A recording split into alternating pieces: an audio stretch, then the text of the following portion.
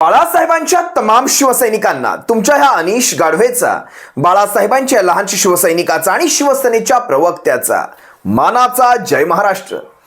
गेल्या 2-3 दिवसांपासून शिवसैनिकांचे जे काही प्रश्न मला येत आहेत, मेसेजेस येत आहेत, व्हॉट्सअप येत आहेत, फेसबुकच्या मार्फत काही प्रश्न विचारले जात आहेत आणि ईमेल मधून देखील काही प्रश्न आलेले आहेत। त्या प्रश्नांना मी आज थोडं तुमच्या सर्वांसमोर घेतोय। त्यातला एक महत्त्वाचा प्रश्न, त्या महत्त्वाच्या प्रश्नांवर मी तुम्हा सर्वांशी चर्चा करतोय। सगळ्यात पहिला आणि महत्त्वाचा प्रश्न जो वारंवार शिवसैनिकांकडून विचारला जातोय, ज्यावेळेस हे गद्दार ऐन मोमेंटला, कारण अजूनही यांच्या याद्या प्रसिद्ध झालेल्या नाहीयेत, ज्यावेळेस यांच्या याद्या प्रसिद्ध होतील, निवडणुकांचे ते कॅन्डिडेट जाहीर होतील, त्यावेळेस जर यांचा परत शिवसेनेकडे पुन्हा तो ओढा सुरू झाला तर आपली काय भूमिका असणार आहे। कारण आताच तुम्ही पाहिलं असेल, राष्ट्रवादी काँग्रेसचं निलेश लंकेंचा प्रवेश असेल, म्हणजे अजित पवार गटातून पुन्हा शरद पवार साहेबांकडे असेल, बजरंग सोनावणे असतील, काल परवा तुम्ही पाहिलं असाल किंवा आजही त्या बातम्या पाहिल्या असाल, निलेश लंके नगरमधनं, बजरंग सोनावणे बीडमधनं, अशा प्रकारचे काहीतरी उमेदवाऱ्या देऊ शकतील, मला माहित नाही, हे राष्ट्रवादी काँग्रेसचा प्रश्न राहिला।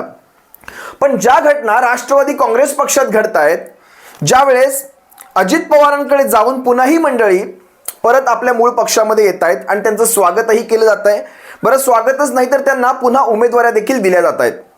तर ही जर घटना शिवसेनेमध्ये घडली तर आपलं काय असणार आहे, आपली ही जर भूमिका काय असणार आहे या बाबतीत, तर तुम्हाला अतिशय स्पष्ट सांगतो, 2 गोष्टींमध्ये कधीही गल्लत करू नका। शिवसैनिकांना विशेषतः तुमच्यासाठी माझं हे सांगणं आहे, 2 गोष्टींमध्ये गल्लत करायची नाही।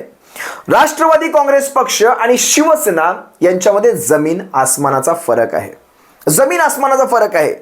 यांच्या पक्षाच्या घटनेमध्ये, पक्षाच्या संघटनेमध्ये, पक्षाच्या कार्यकर्त्यांमध्ये, आपल्या कोर विचारांमध्ये, आपल्या सर्वांमध्ये अगदी जमीन आसमानाचा फरक आहे।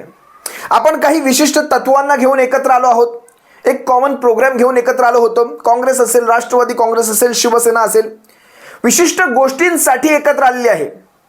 भाजप गाडणं हा एकमेव उद्देश आपला आहे आणि त्यासाठी सर्व जे भाजप विरोधी आहेत त्या सर्वांनी एकत्र यावं। आता झालंय कसं सांगतो तुम्हाला, राष्ट्रवादी काँग्रेस पक्षात पडलेली फूट, त्याची कारण जे काही असेल ते तुम्हा सर्वांसमोर आहे। पण राष्ट्रवादी काँग्रेस पक्ष असतील, अजित पवार असतील, शरद पवार असतील, शेवटी ते एक पवार फॅक्टर आहे तिथे, जे काही चालत असेल त्यांच्यामध्ये। कारण तुम्ही कित्येकदा पाहिलं असाल, शरद पवार साहेबांच्या भूमिका, मग लग्न कार्यात त्यांचं एकत्र येणं किंवा त्यांचं पारिवारिक काही संबंध असतील, या सगळ्या गोष्टी आणि राष्ट्रवादी काँग्रेस पक्ष हे सगळं पाहिलं तर तुम्हाला तो एक झांगडगुत्ता वाटेल। पण शिवसेनेच्या भूमिका अतिशय क्रिस्टल क्लिअर आहेत, अतिशय क्रिस्टल क्लिअर। शिवसेनेमध्ये आपण स्पष्ट नाव दिलेलं आहे, गद्दार। लक्षात येते तुमच्या मी काय सांगतोय, शिवसेनेमध्ये ज्या काही गोष्टी घडल्या त्याला आपण गद्दारी नाव दिलेलं आहे। हे कुठलाही बंड नाही, हे कुठलीही फूट नाही, ही गद्दारी आहे। शिवसेनेच्या पाठीत खंजीर खुपसण्यात आलेला आहे, शिवसेनेच्या पक्षप्रमुखांच्या पाठीत खंजीर खुपसण्यात आलेला आहे। आजवर तुम्हाला वाटत नाही का शिवसेनेमध्ये ओढा असेल परत येणाऱ्यांचा? त्याच्या बातम्याही सध्या आपल्यामध्ये होत नाहीत, कारण गद्दारीला क्षमा नाही, गद्दारीला शिवसेनेत स्थान नाही। आज राष्ट्रवादी काँग्रेस पक्षाचं आपण जी कंपॅरिझन करता, जी तुलना करता, त्या आमदारांनी, कित्येक आमदारांनी असं झालंय, निधी घेतलाय, निधी खर्च करून झालाय, निधी वापरून झालाय, आता पुन्हा माघारी येऊन आपली जागा सेव्ह करतायत। कारण राष्ट्रवादी काँग्रेस शेवटी शरद पवार ब्रँड शिवाय चालू शकत नाही, काही का असेना। अगदी तसंच आहे, आता परत आले तर त्यांचं काय स्वागत असेल ते शरद पवार साहेब बघून घेतील, हा त्यांच्या पक्षाचा अंतर्गत मामला राहिला, त्याच्याशी आपलं काहीही घेणं देणं नाही। पण शिवसेना हे एक वेगळं रसायन आहे आणि शिवसेनेतला शिवसैनिक हे एक वेगळं तत्वच आहे। शिवसैनिक कधीही गद्दारी सहन करू शकत नाही। आज जे गेलेत आपण पाहिलं असाल, जवळपास सुरुवातीचा 1-1.5 महिना असेल, या 1-1.5 महिन्यातच काही ते उद्धव साहेब असतील किंवा आदित्य साहेब असतील, यांनी सांगितलं होतं अजूनही तुम्हाला दारं खुली आहेत, मातोश्रीची दारं खुली आहेत। जोपर्यंत आम्ही सांगतोय तोपर्यंत तुम्ही परत आलात, तुम्हाला मातोश्रीची दारं, ज्यांच्यावर जबरदस्ती झाली आहे, ज्यांच्यावर आरोप प्रत्यारोप करून तुम्हाला घेऊन गेलेले आहेत, तुम्हाला जबरदस्तीने पकडून नेलेलं आहे, त्यांनी परत यावं। तुम्हाला अजूनही मातोश्रीची दारं खुली आहेत। हा काळ होता 1-1.5 महिन्यांचा सुरुवातीचा, पण त्यानंतर मातोश्रीची दारं, सेना भवनची दारं आणि विशेषतः शिवसैनिकांना तुमच्या आमच्या हृदयाची दारं ही या गद्दारांसाठी कायमची बंद झालेली आहे। एक वेळ आम्ही विरोधात बसणं पत्करू, एक वेळ आम्ही सत्तेशिवाय शिवसेनेचा जन्मच मुळात हा रस्त्यावर झालेला आहे. शिवसेना काहीतरी हार्डली 3-4 वर्षांसाठी किंवा 5 वर्षांसाठी आतापर्यंतच्या जन्मापासून 4-5 वर्षांसाठीच ती सत्तेमध्ये बसली होती, तीही 95च्या काळामध्ये तुम्ही सर्वांनी पाहिलात. आतापर्यंत शिवसेना कायम सत्तेच्या बाहेर राहिली आहे. आम्ही भविष्यातही सत्तेच्या बाहेर राहू, काही फरक पडत नाही. शिवसेना हे एक रसायन आहे, याला सत्तेची ऊब नसते. पण शिवसेनेच्या अस्मितेवर, शिवसेनेच्या स्वाभिमानावर जर कोणी घाला घालत असेल तो मात्र सहन केला जाणार नाही. आज ही तीच लढाई आहे. आज हे गद्दार समजा उद्या परत सगळे 40च्या 40 जरी आले तरी यांना मातोश्रीच्या बाहेर एक बांबू असेल आणि सेनाभवनच्या बाहेर देखील एक बांबू असेल.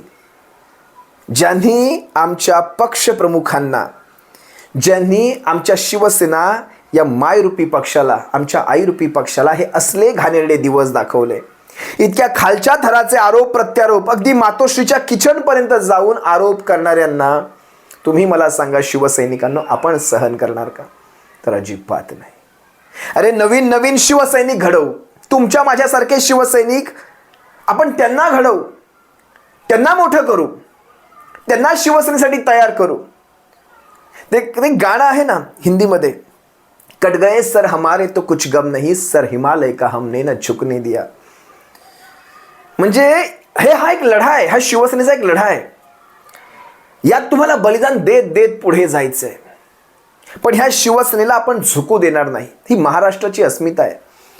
आज राष्ट्रवादी काँग्रेस आणि शिवसेनेमध्ये जमीन आसमानचा फरक आहे, ते घेऊ शकतील कदाचित, त्यांचे वाद वेगळ्या प्रकारचे असू शकतात, पण शिवसेना ही तडजोड कधीही करत नाही, ना कधी करेल.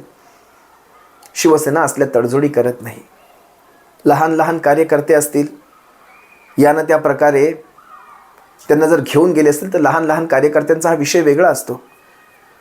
लहान लहान पदाधिकारी असतील, त्यांचा विषय वेगळा असतो.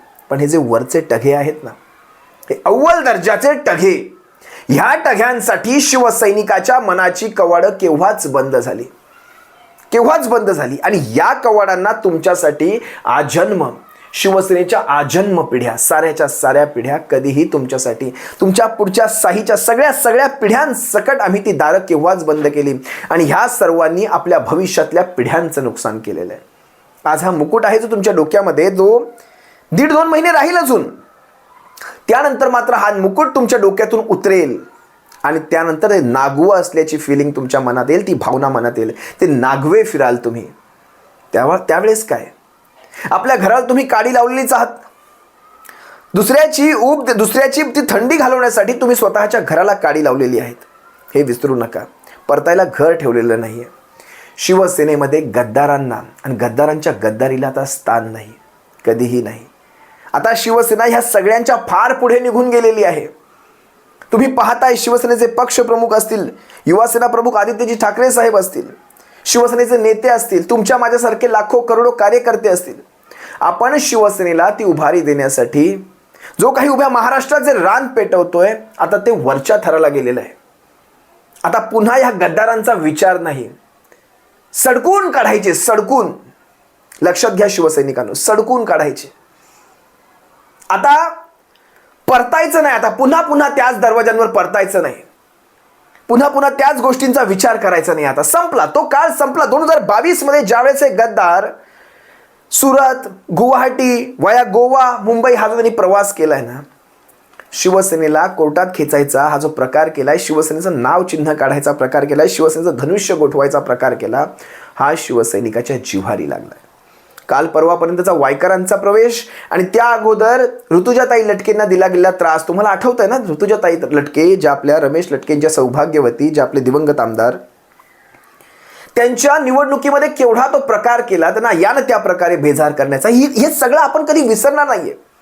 तुम्ही रवींद्र वायकरांचा चेहरा पाहिला असाल, त्यांच्या सौभाग्यवतींचा चेहरा पाहिला असाल ज्यावेळेस पक्षप्रवेश झाला त्यांचा, हा काही मौज मजेत झालेला नाहीये.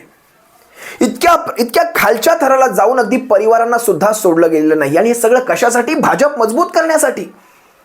शिवसेना हा नरडीचा घोट घेणारा वाघ आहे शिवसैनिकांना, आणि वाघ अशा उंदरांना आपल्या आसपास पण आता फिरकू देणार नाही, हे लक्षात घ्या. राष्ट्रवादी काँग्रेसचं कदाचित गणित वेगळं असू शकतं, त्यांची ध्येय धोरणं वेगळी असू शकतात, त्यांची स्ट्रॅटेजी वेगळी असू शकते, पण शिवसेना हा स्ट्रॅटेजी हा नंतर, पण त्या अगोदर शिवसेना इथून देखील विचार करतो. हा असा पक्ष आहे. तुमच्या माझ्यासारखा कडवट लाखो निष्ठावंत शिवसैनिक असताना ह्या शिवसेनेला कसलाही डर नाही, कसलंही मरण नाही. हे लक्षात घ्या शिवसैनिकांना. तुर्तास तुम्हा सर्वांची रजा घेतो, आपल्या डोक्यातून हा विचार काढून टाका, हे जर गद्दार परत आले तर आपण त्यांना घेणार का? तर त्यांच्यासाठी मातोश्रीच्या बाहेर एक बांबू ठेवलेला आहे. कशासाठी हा तुम्ही विचार करा. कशासाठी त्या बांबूचा तेल लावून ठेवलेला बांबू कशासाठी असू शकतो याचा तुम्ही विचार करा. सप्रेम जय महाराष्ट्र बाळासाहेबांच्या शिवसैनिकांनो, काळजी घ्या. जय महाराष्ट्र.